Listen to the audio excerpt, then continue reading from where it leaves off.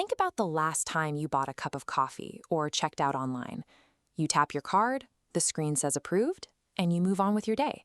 It feels completely secure. But beneath that simple tap is a hidden ecosystem. While you're taking your first sip, your credit card details might already be silently routed to a server thousands of miles away.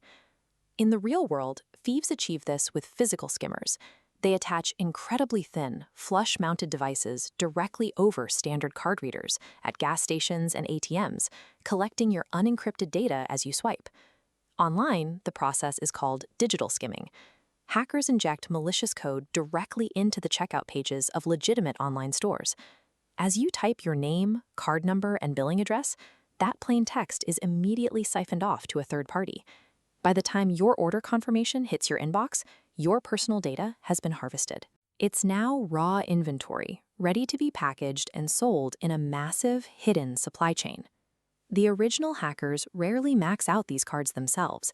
Instead, they organize this stolen data into neat categories. They sort them by their bank identification numbers, or BINs, and bundle them into packages called fulls, complete with security codes and billing addresses. Committing retail fraud carries a high risk of prison time. Selling data wholesale allows the hacker to generate a continuous passive income stream without ever touching physical merchandise. They dump these organized lists to middlemen operating deep inside the dark web. These vendors purchase the data in bulk and set up digital storefronts to resell the cards to end users. If you browse these hidden marketplaces, they look shockingly normal.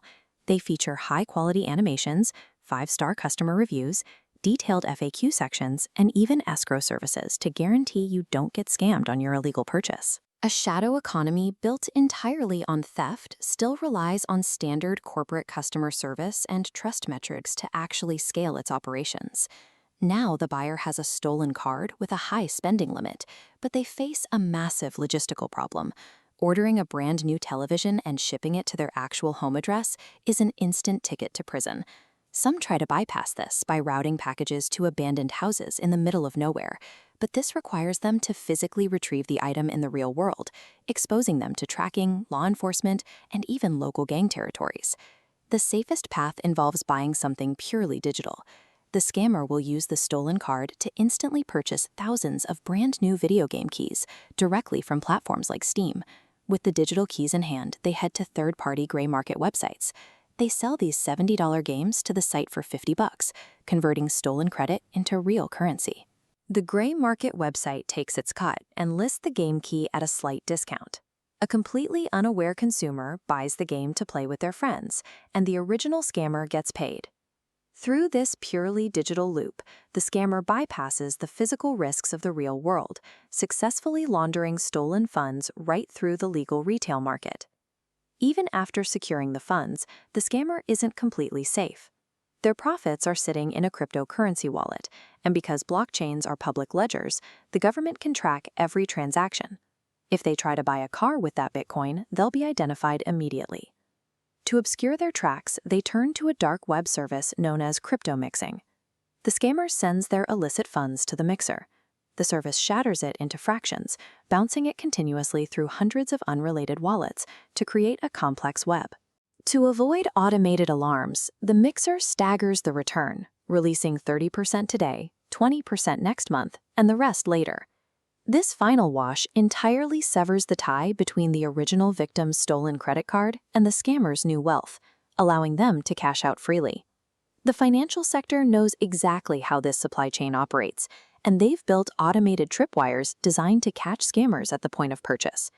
When someone attempts a massive transaction, banking institutions deploy a risk assessment protocol known as 3D Secure 2.0 to invisibly audit the buyer. This system instantly checks a massive matrix of variables.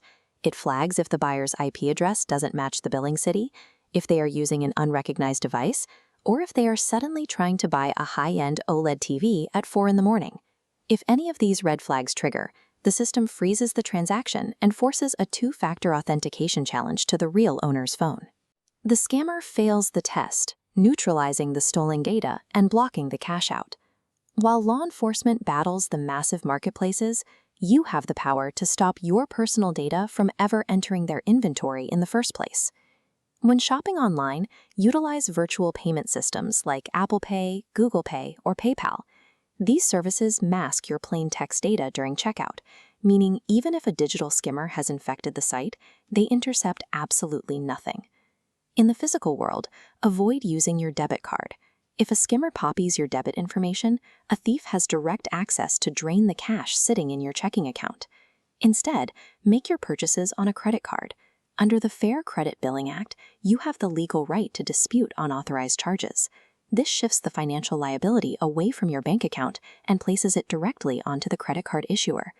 The dark web survives by exploiting blind spots in our daily routines. By understanding the life cycle of how data is harvested, packaged, and washed, you ensure your finances remain secure.